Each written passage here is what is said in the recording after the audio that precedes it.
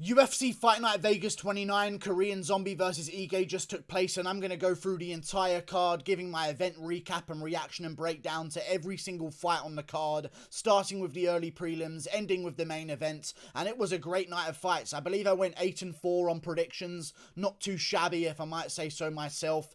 Great scrap, a bunch of really good performances, and a bunch of great Fight of the Night-esque performances as well. Really good card overall, but let's start with the early prelim opener of Casey O'Neill versus Lara Procopio. I was really impressed with Casey O'Neill, if I have to be honest. It was a really good performance. She had a tough first round. I mean, this was a really tough fight for Casey O'Neill. Lara Procopio, 7-1, had been proven against Molly McCann in the flyweight division, and Casey O'Neill, after a rough first round, went out there in the second and recomposed herself, landed good shots on the feet, eventually went for her grappling, and got the better of the grappling situations, and that was basically the entire fight.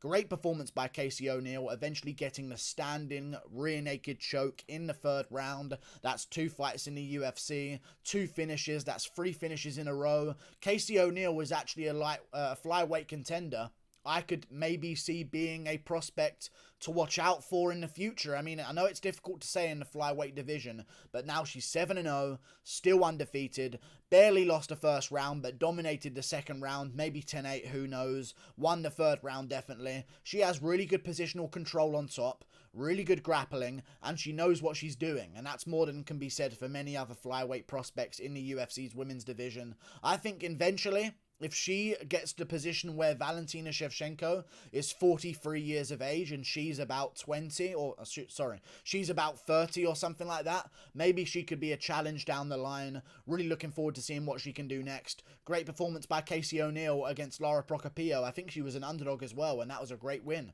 Moving on up the card, Joaquim Silva versus Rick Glenn. Rick Glenn lays out Joaquim Silva in the first round. A bit of a weird stoppage, not a bad stoppage, not an early stoppage, not a late stoppage, just an awkwardly timed stoppage. You know how Jacare versus Whitaker was a weird stoppage? The fight should have been over. It was going to be over, but there were many moments that the referee could have jumped in that weren't whenever Joaquim Silva regained consciousness and went back for a single leg. Good win either way though by Rick Glenn. Just timed Joaquim Silva coming in with a left hook straight down the pipe. I think it was just a left straight actually, right down the pipe as Joaquim Silva lunged in with a lunging right hook. Rick Glenn met him down the center, beat him to the punch and put him out in the first round. Great performance by Rick Glenn. 2-0 so far for the MMA Guru. Moving on up the card, Josh Parisian versus Roque Martinez. I feel so bad for Roque Martinez. Dude got robbed. Let's be real, man. I know I picked Josh Parisian here. Josh Parisian, I'm never picking him ever again against a heavyweight ever again. Don't lose to Roque Martinez, and that's what this was. Let's not sit here and act like, Parisian, great win, man, like some other podcasts would do. Let's just say it how it is. Roque Martinez got disgustingly robbed. Straight up. Parisian won the second round, fair play. Round 3 and 1 are Roque Martinez's rounds. Round 1, Parisian landed more significant strikes, but Roque Martinez was non-stop working in the clinch. Punches non-stop. He went 245 to 100 on total strikes against Josh Parisian.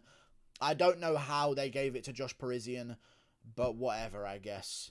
I thought Roque Martinez did enough in the clinch and also did enough on the feet in the third round because he was up on strikes in the third round, 29-22, and that's the only round you can give to Josh Parisian if you want to give him the win other than round 2.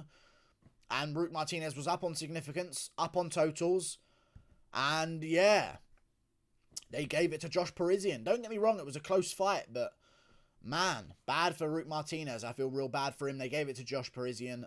It was a good scrap, though. Both guys landed good shots. Parisian was working the body well at range. He was getting the better of things in the open. But Roque Martinez just kept pushing him against the cage, landing total strikes, chipping away at him.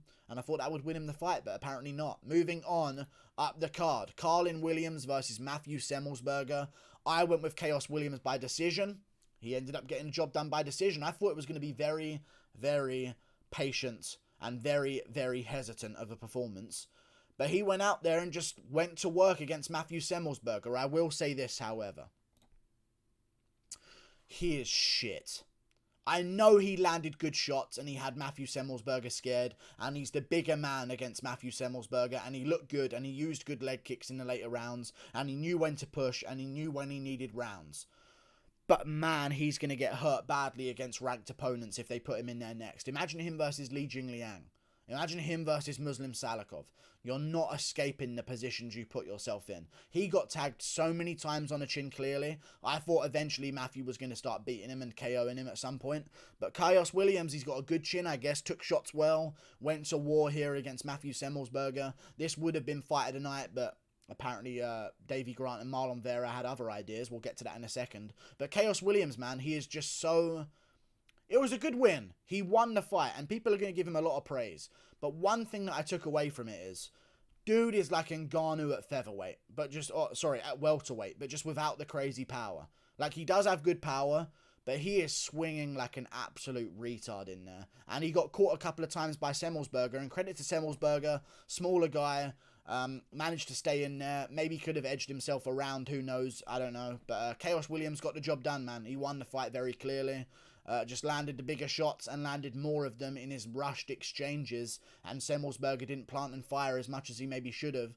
But Khaos Williams gets the win. Just really, really terrible technical skill, and he needs to fix that. So definitely take some time off. Come back in November. He's just bought himself some extra time. He needs to develop, definitely, as he moves on. Moving on up the card, Kanaka Murata versus Virna Jandiroba. I went with Virna Jandiroba by submission. She basically did win by submission, because this fight was stopped because of the broken arm of Kanaka Murata, and Jandiroba used a submission to break her arm. So I don't think it was really a TKO, but anyone who put down a submission bet, I'm sorry. That got robbed from you, I guess. Arguably should have been a submission finish. She had a really good armbar in the first round, and she was just so confident on the ground with Murata. You could tell it straight away. She pulled guard to begin with, landing great shots on the feet early anyway. I gave the first round to Jandiroba, and the second round she just kept landing good shots on the feet. I don't know why she didn't throw a body kick.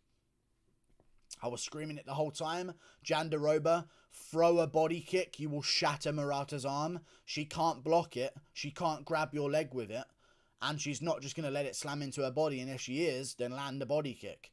I don't know why she didn't just throw a body kick that whole time, but Murata's tough, man. Credit to her for staying in there after a broken arm. Really good performance by Virna Jandiroba. Moving on up the card, Aleksa Camur versus Negumereanau.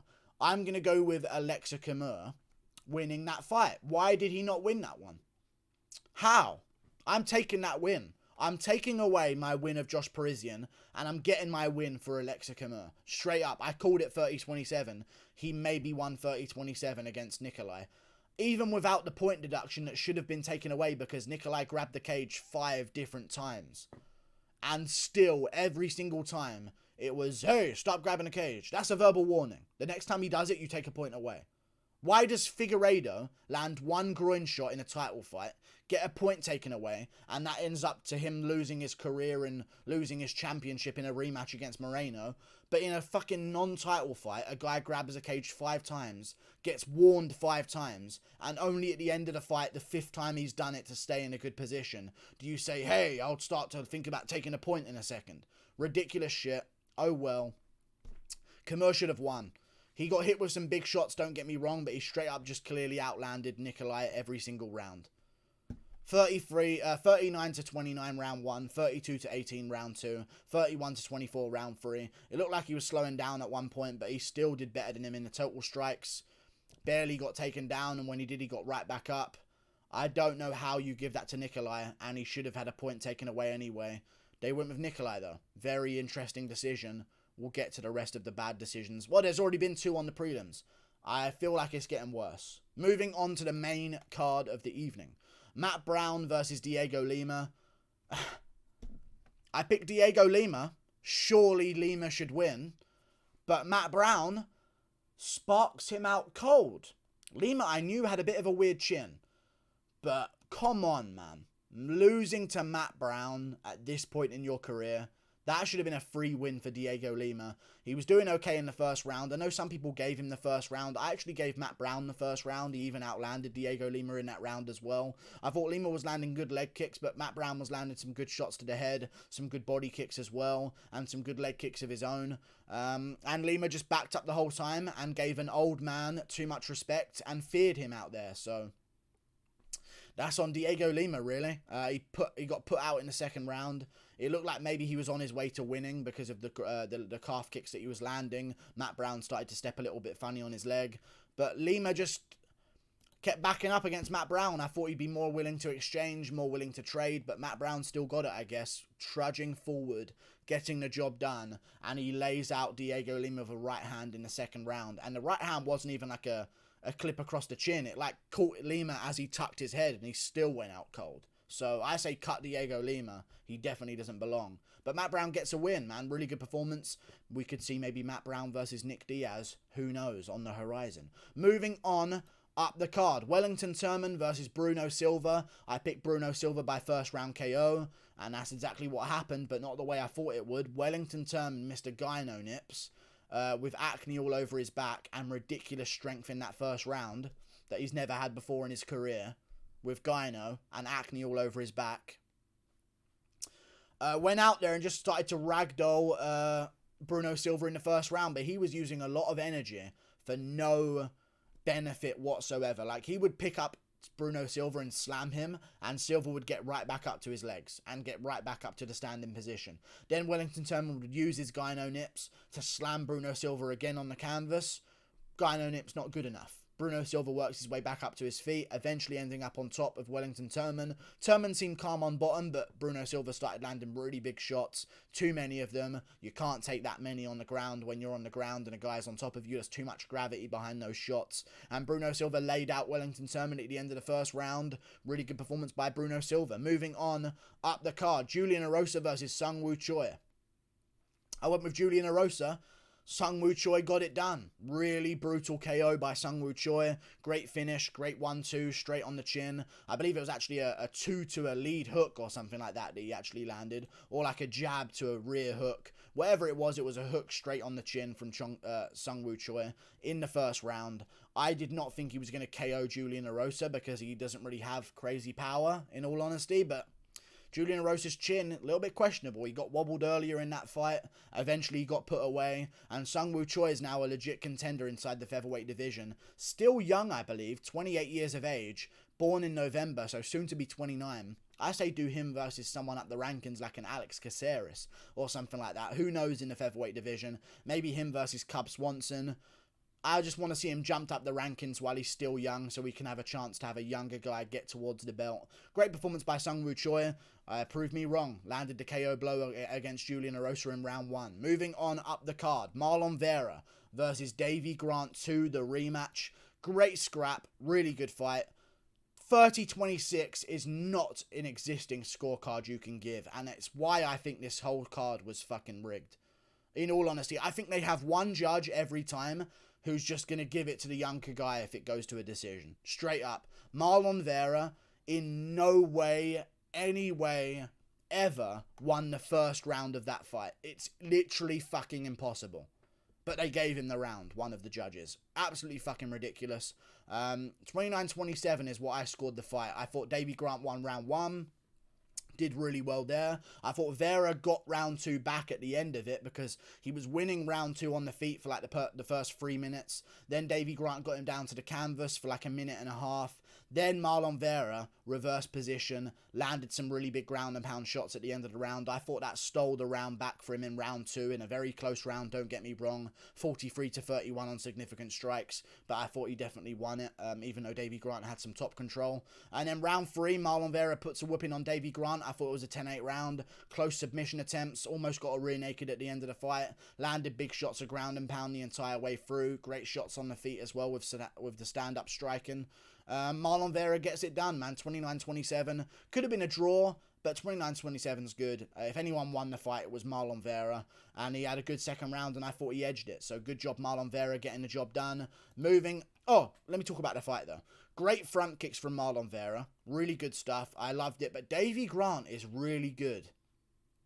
And I'm going to be picking him against other contenders, in my opinion, because he's really wicked fast in that first round with the jumping front kicks and the side kicks and the spinning back kicks. He's got really good taekwondo, and he's got really good kicks, really good hands, was landing a bunch of bombs on Marlon Vera throughout the fight. Always game, always tough. But Marlon Vera stayed on him, chopped at the legs enough. You could see eventually Davey Grant started feeling it in his legs a little bit, started switching stances. Then Marlon Vera would throw a front kick to the body or a straight right hand. Vera was picking his shots really well and walking down Davey Grant as the fight went on. But Grant held his own, man. Really good performance, even though he was a massive underdog. He had a really good performance. Moving on up the card, Sergei Spivak versus Aleksei Oleinik. I went with Sergei Spivak by decision. No, I didn't. I went with Sergei Spivak by third round TKO, I believe, or maybe second round TKO to ground and pound. I thought it was actually Spivak's win, in all honesty. Oleinik did good, don't get me wrong, but I thought Spivak won rounds 2 and 3. And I don't know why Bisping, and I fucking hate Bisping for this, he actively scores rounds. Stop. Spivak doubled Oleinik in round 2, 20-10 on significant strikes, landed more total strikes in round 2, and had more control time in round 2 as well. Why is Michael Bisping saying that Spivak needs to finish in round 3? Bisping, shut the fuck up. On a real, shut your stupid mouth up.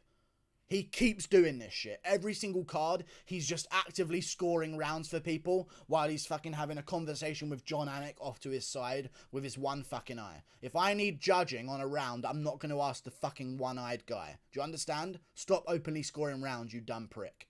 Either way, Spivak did good. Round 1 is Oleinik, of course. Got the control time. Had a submission attempt. Landed good shots as well. But Spivak did good in rounds 2 and 3 to turn it around. Landed some good ground and pound shots. Landed some good combination shots. Good knees in the clinch as well. Looked like they hurt Oleinik a couple of times. I thought Spivak won the fight rounds 2 and 3 by control time and landing some decent elbows on top and some good ground and pound shots. Good win by Sergei Spivak. He's only 26. People forget about that. He's 26 years of age against Aleksei Oleinik in a decision, and he's doing good in the grappling. I really like the performance by Sergei Spivak. He got the job done. Moving on up the card, the Korean Zombie versus Dan Ige. Already made a reaction to this one. I thought Dan Ige was going to go out there and win. Got this one incorrect. The Korean Zombie goes out there, puts on a good performance, man. Jabs at Dan Ige, controls the range pretty well. Ige would land a couple of good body shots now and again and maybe work upstairs afterwards, but he just never really put combinations together, really. Just kept winging big bombs against the Korean Zombie, never following up whatsoever. Eventually just Hail Marying submission attempts on the ground until he ended up on bottom. I think it was just a shit performance by Dan Ige, and the Korean Zombie took advantage of it because he just kept taking the back of Dan Ige as it went on. I don't see who gave it 3-2. I had it 4-1 Zombie. Maybe the 5th you can give to Ige, but even then it's a bit of a question. But really good win by the Korean Zombie, man. He showed that he still belongs in the featherweight division. Really good shots. Ige landed some good shots in the fight, but he just never followed it up with anything. He just kept throwing one shot at a time as the Korean Zombie would throw some combinations. And the Korean Zombie just won it based on the grappling, man. And it's so weird that Dan Ige is the black belt for years, but the Korean Zombie's only just got his black belt, and the Korean Zombie is schooling him on the ground. How does that make any sense?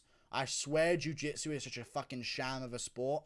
I don't trust black belts anymore, at all. But either way, Korean Zombie, good stand-up. Looked like he hurt Dan Ige at one point in round 2 or 3, and eventually won the fight by taking the back too much. And Dan Ige kept giving up his back, kept losing the grappling exchanges.